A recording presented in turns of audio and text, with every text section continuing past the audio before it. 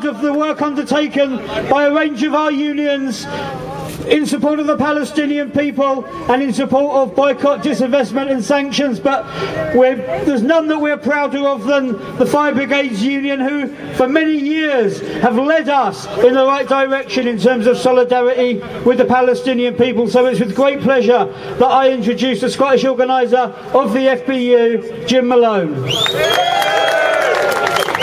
Salam alaikum.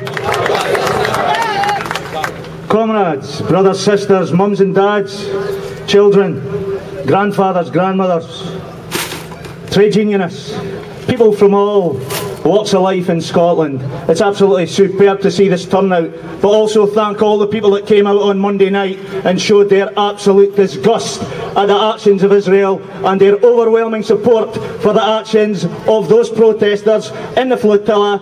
Absolutely outstanding. The Fire Brigade Union have been intrinsically involved in supporting the Palestinian cause, and we will continue to do so. The assault on the Rachel Corrie this morning came, I'm sure to you all, as no surprise. There was 30 sets of structural firefighter kit on the Rachel Corrie, sent by firefighters like myself from Dundee, picked up at the mosque in Brown Street, taken on the Rachel Corrie, and almost there with the firefighters in the Gaza Strip. And what we see is once more the Israelis taking those fire kits off us.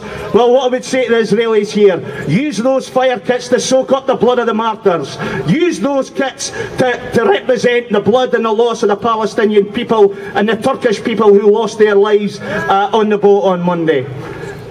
The FPU, as I say, will be intrinsically involved in supporting BDS, boycott, disinvestment and sanctions. We must be involved in that. Go back to your constituencies that you live in, support the BDS through involving your politicians, councillors, where you work, if you work within the social work, whether you're in education, whether you work in a local council.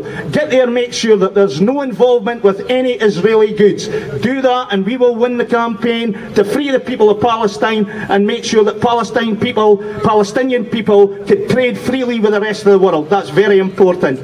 Can I also say, very importantly, and we've got Dave sitting next to us as the Assistant General Secretary of the STUC, the FPU once again moved a motion on Palestine at the STUC in Dundee earlier this year. I would ask that now, and having once more seen the actions of the Histadrut are the trade union who are functioning on behalf and are a mouthpiece for the Israeli government. We must remove all contact with the Histadrut. We must do that now. We must do that immediately. Shame on you, the Histadrut. You are not recognised now as brothers and sisters in the trade union movement.